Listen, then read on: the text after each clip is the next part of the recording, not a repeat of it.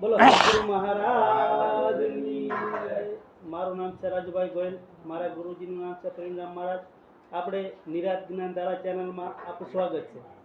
આપણે આગળ રમેશરામ મહારાજના સત્સંગનો લાભ લીધો છે, પણ હવે આપણે એમના ગામ પાસે નાના મોટા આવ્યા છીએ અને મહારાજને રિક્વેસ્ટ કરી, મહારાજ તમારા બહુ સંતોના ફોન આવશે કે મહારાજ પાસે ફરતી જાઓ અને એમનો સત્સંગનો લાભ લ્યો. તો આપણે કહીએ પ્રભુ આપનું નામ, આપણું પછી જે કાંઈ સત્સંગ છે તમે તમારી રીતે દર્શક મિત્રોને જે કાંઈ તમે જ્ઞાન રૂપી ભક્તિ રૂપી જે સત્સંગ કરવો હોય, પણ તમારે જો એમનો પર્સનલ સત્સંગ સાંભળવો હોય રમેશ મહારાજને, તો એમની પોતાની ચેનલ છે રમેશ ડીજિયા નામની ચેનલ છે. એમના પર્સનલ સત્સંગ આવે છે અને પર્સનલ એમને વાર્તાલાપ તમારે સાંભળવો હોય તો એમની ચેનલમાં તમે સબસ્ક્રાઈબ કરી અને જોઈ શકો છો. બોલો સદગુરુ મહારાજની જય. બોલો સદગુરુ મહારાજની જય. સત્ય સનાતન ધર્મની જય. સદગુરુ નિરાત મહારાજની જય.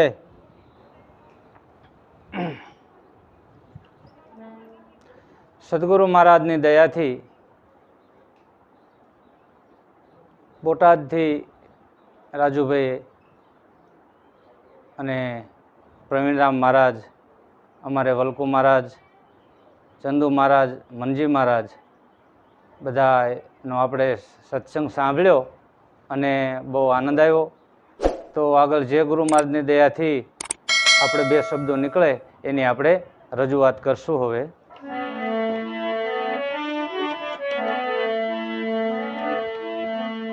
અરે ગુરુર બ્રહ્મા ગુરુ વિષ્ણુ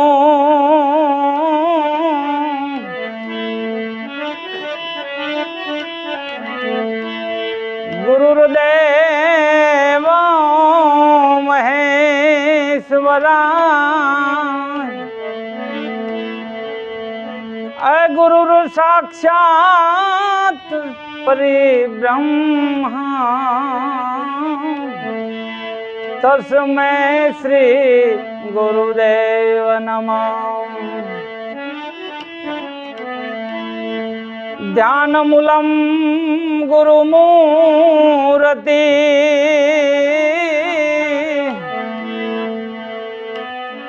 અને પૂજામૂલમ ગુરુપાદ.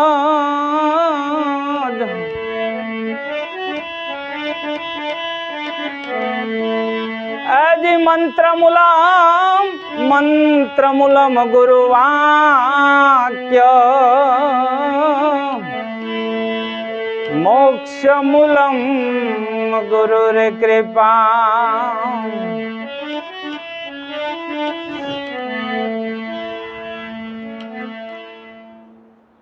ધ્યાનમૂલમ ગુરુ મૂર્તિ, પૂજામૂલમ ગુરુપદ, મંત્રમૂલમ ગુરુ વાક્યમ, મોક્ષમૂલમ ગુરુ કૃપા. સદગુરુ મહારાજની ધ્યાન કરવા જેવી ગુરુ મહારાજની મૂર્તિ છે અને પૂજા કરવા જેવા સદગુરુ મહારાજના ચરણ છે. જે ગુરુ મહારાજે આપણને શબ્દ આપ્યું છે જેને નામ કહેવાય છે, આ નામની વાત કરી છે. અને સદગુરુ મહારાજની પૂર્ણ દયા થાય તો મોક્ષની વાત કરી છે. આમાં સંતોએ સાંક પૂરી છે. એવા જ પીપળી મધ્યે સંત શ્રી સવારામ બાપા, જેમને આ વાણીની માલકુર કીધું છે.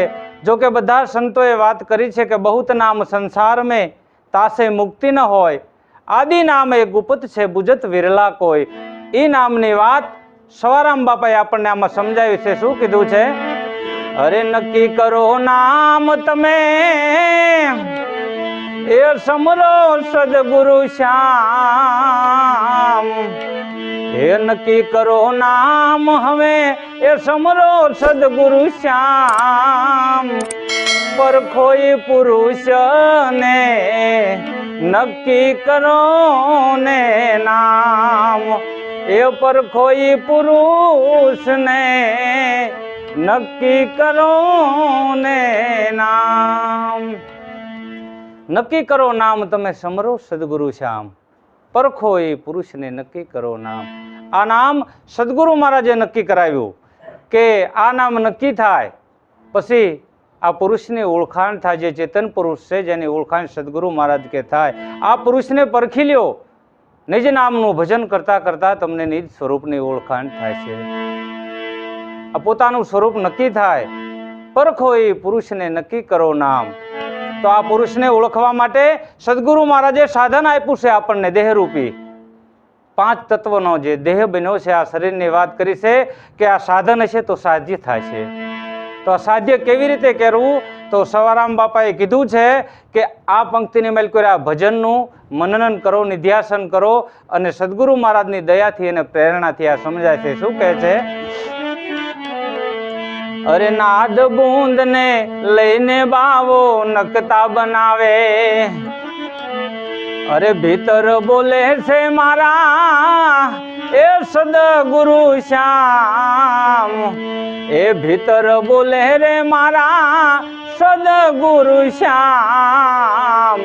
પરખોઈ પુરુષને નક્કી કરો ને નામ, એ નક્કી કરો નામ, એ સમરો સદગુરુ શ્યામ. પરખોઈ પુરુષને નક્કી કરો ને નામ.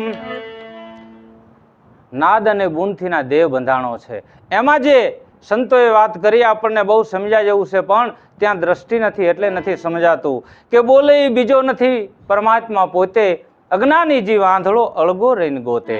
આ બોલવાની વાત કરી છે કે માલકોર બોલી રહ્યા એ સદગુરુ શ્યામ પોતે બોલે છે. ત્યાં તમે ધ્યાન રાખી અને સદગુરુ મહારાજનું ભજન કરો. તો એની આગળ કહે છે કે આપણને સદગુરુ મહારાજે ચોથું પદ ઓળખાવ્યું, પણ ચોથું પદની પ્રાપ્તિ કેવી રીતે કરવી? તો સવારામ બાપાએ આપણને શાન કરી છે કે આને જે લંબાઈ કહેવામાં આવે છે અને આ પહોળાઈ કહેવામાં આવે છે. આની ઓળખ માટે સદગુરુ મહારાજે આની માપણી કરવાની કીધી છે. અને આગળ પંક્તિમાં શું કહે છે? અરે લાંબો પહોળો ચોરસ ચરખો તપાસી લ્યો ને તમામ, એ લાંબો પહોળો ચોરસ ચરખો તપાસી લ્યો ને તમામ. અરે માપે કોઈ મરજીવાને, હે માપે કોઈ મરજીવાને અમારા પ્રણામ. પરખોઈ પુરુષને નક્કી કરો ને નામ, પરખોઈ પુરુષને નક્કી કરો ને નામ. લાંબો પહોળો ચોરસ ચરખો, એના ઘડનારાને તમે પરખો. કોણે બનાવ્યો? પવન ચરખો. સદગુરુ મહારાજે ગમે એની વાણી લઈ લો સંતોની, પણ પોતાના અનુભવની, કોઈ વિરહની, વેદનાની, બધાએ આ વાણી મેકી છે. તો આ વાણીને માલિકોએ કીધું છે કે પવનરૂપી ચરખો. તો સદગુરુ મહારાજે ઈશ્વરની ઓળખાણ કરાવી, આ માપવાનું સાધન આપ્યું છે આપણને. ગંગા સતી પાનભાઈ કઈ 21,600 સુવાસા હાલે, તો એક પણ સુવાસ ખાલી જાય એવી સદગુરુ મહારાજે કીધું છે કે શ્વાસે શ્વાસે સ્મરણ કરી લે. સવારામ બાપાએ બીજી પંક્તિમાં કીધું કે શ્વાસે શ્વાસે સ્મરણ ચલે, નહીં પુણ્ય કે પાપ પૂર્ણાનંદ પ્રગટ ભયો વિના મંત્ર કો જાપ. કે તારે મંત્ર બોલવાની જરૂર નથી. કે તો જય સદગુરુ મહારાજે નામ ઠેરાવ્યું છે ત્યાં તું ભજન કરી લે.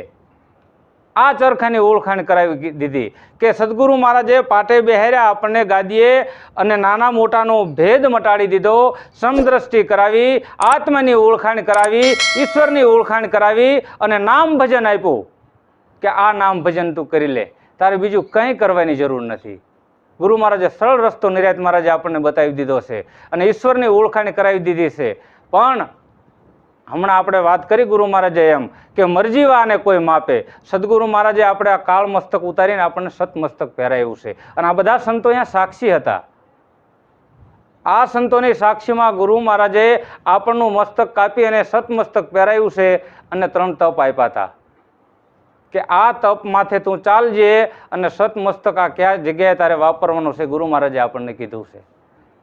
તો આ ભજનની વાત કરી છે. ગુરુ મહારાજ કહે છે કે જીવતા મરી જવાની વાત કરી છે. આ દેહ પડ્યા પછી મરી ગયા પછીની વાત નથી, પણ મરજીવા હશે એને મારા પ્રણામ સવારામ બાપા, કે જે આ કોઈ માપી શકે કે શ્વાસે શ્વાસે સ્મરણ કરી લે અને જમાપદ કરી શકે એને મારે લાખો લાખો વંદન છે. સવારામ બાપાએ આ વાણીમાં કીધું છે. એની આગળ શું કહે છે? અરે આપે બનાવી દરગાહે માયા પલીએ વિશ્રામ. અરે આપે બનાવી દરગાહે માયા પલીએ વિશ્રામ. ખેલે સે ખેલાડू बतावे, અરે ખેલે સે ખેલાડू बतावे અવરુ ના નામ. પરખોયા પુરુષ ને નક્કી કરો ને નામ. પરખોયા પુરુષ ને નક્કી કરો ને નામ. આપે બનાવી દરગાહમાં આપ લીએ વિશ્રામ. સદગુરુ મહારાજે કીધું કે ભાઈ તું તારા સિવાય કોઈ નથી. નિજ એટલે પોતે પોતાની જ આપણને ઓળખાણ કરાવી છે. તું પોતાને ઓળખી લે એટલે બધા તને આપોઆપ ઓળખાઈ જાય છે. આપણે બીજાને ઓળખતા હતા પણ પોતાને ઓળખતા નહોતા. પણ સદગુરુ મહારાજે કીધું કે તું કોણ છું, ક્યાંથી આવ્યો છું, ક્યાં જવાનો છું. આ સદગુરુ મહારાજે ઓળખાણ કરાવી દીધી. અને સવારામ બાપાએ તો આમાં આ પંક્તિમાં ઉઘાડું મૂક્યું છે કે હમ બ્રહ્મ કા બાલકા બ્રહ્મ હમારી જાત, બ્રહ્મ સે હમ ઉપજાન બ્રહ્મમાં સમાત. આ સદગુરુ મહારાજ સવારામ બાપાએ ઉઘાડું કીધું, છતાં આપણને સમજાય નહીં, કારણ કે આપણી કચાશ છે. સવારામ બાપાએ માફી માગી છેલ્લે વાણીમાં કે દાસ સવો કહે અમ્મા સર્વે ખામી, અવગુણ નવ જોશો અંતર્યામી. હે અંતર્યામી, મારા અવગુણ કોઈ જોશો નહીં, મારામાં બધી ખામી છે. આવી સંતો હોત પોતાની ખામી સ્વીકારે છે. એની આગળ શું કહે છે સવારામ બાપા?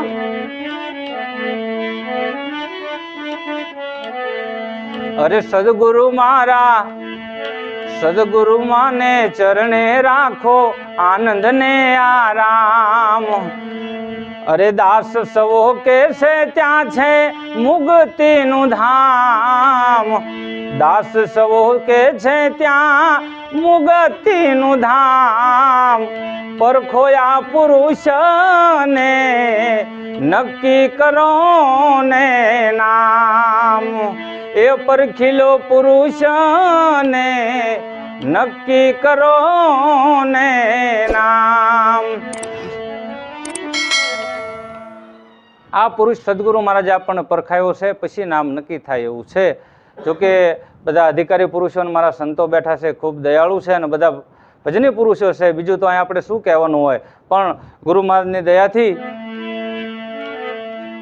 દોલતરામની વાણી છે અને આમાં સમજાયું છે કે આ દેહની માલિકો પિંડેશો બ્રહ્માંડા, બ્રહ્માંડાશો પિંડે. જેટલું બ્રહ્માંડમાં છે એટલું આ પિંડમાં આપણને ઓળખાયું છે. એ તારી કાયા મારે કોણ બોલે છે,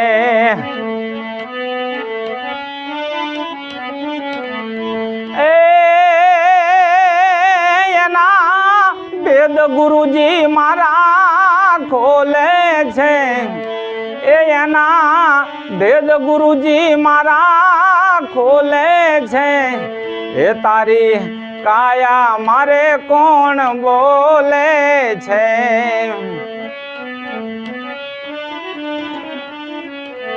આ કાયાની માલિકો કોણ બોલી રહ્યું છે? તો બોલવા વાળો સદગુરુ મહારાજે ઓળખાયો, આપણને આત્માની ઓળખાણ કરાવી કે જ્યાં સુધી આત્મતત્વ ચીન્યો નહીં ત્યાં સુધી સર્વ સાધના જૂઠી.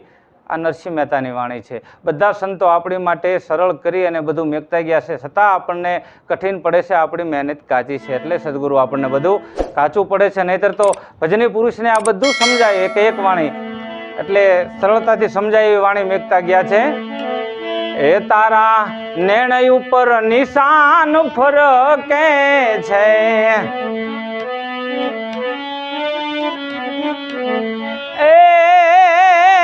એને જોઈને હયું મારું હરખે છે. એને જોઈને હયું મારું હરખે છે. એ તારી કાયા મારે કોણ બોલે છે. અહીંયા સદગુરુ મહારાજે કીધું કે નૈણ ઉપર નિશાન ફરકે છે, પણ અહીંયા દ્રષ્ટિ થાય કે જોઈને હયું મારું હરખે છે. જો જબુબાઈની આપણે વાણી લઈ લો કે નિરખતા જેના નેણા હરખે મટી જાય મનની ધોળા ધોળ. આ નિરખવાની વાત કરી છે. તો નેણ ઉપર નિશાન ફરકે જોઈ અને મારું હૈયું હરખે. તો આ દેહની માલિકોર જ્યોતિ જળહળી રહી છે એની આમાં ઓળખાણ કરાવી છે દાસ દોલતે. પશુ પંખીમાં પરખી લેજો સબમાં જ્યોત અમારી. આ એક જ્યોતિને બધા દીવા જળહળી રહ્યા છે. આ જ્યોત સદગુરુ મહારાજે આપણને ઓળખાવી છે. કાયામાં જળહળ જળહળ જ્યોતિ છે. હે કાયામાં જળહળ જળહળ જ્યોતિ છે. એ તારા નેણ ભમરમાં મોતી છે. એ તારા નેણ ભમર મારે મોતી છે. તારી કાયા મારે કોણ બોલે છે.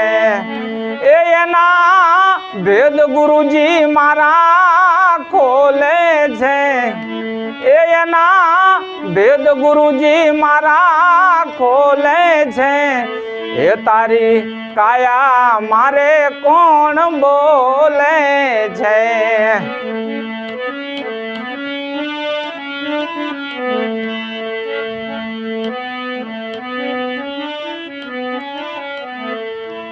હવે આની આગળ દોલતરામે પોતાના અનુભવથી વાણી લખી છે, પણ બહુ એની પંક્તિઓ સરસ છે.